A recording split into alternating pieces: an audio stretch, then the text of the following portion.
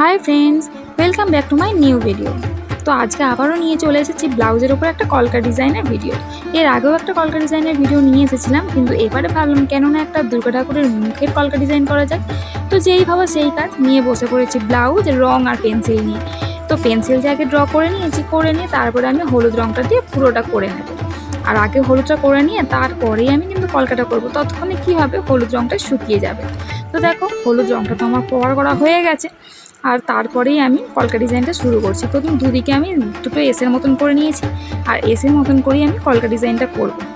আপাতত একটা কমপ্লিট হচ্ছে, এখনও আর একদিকে বাকি আছে, অনেকটা সময়ের ব্যাপার, কিন্তু করবো যখন বলেছি কমপ্লিট তো করতেই হবে।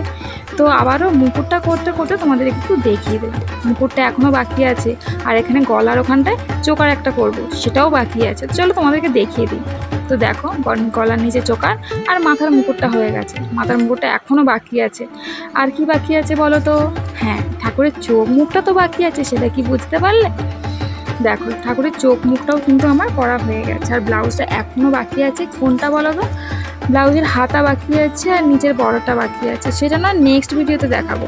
আপাতত এইটা দেখে কেমন লাগলো একটু কমেন্ট করে জানিও, ভালো লাগলে লাইক শেয়ার করে দিও। তাহলে দেখা হচ্ছে নেক্সট ভিডিওতে পুরো ফুল ভিডিওটা নিয়ে। এখনকারের মতন তাহলে টাটা, বাই বাই।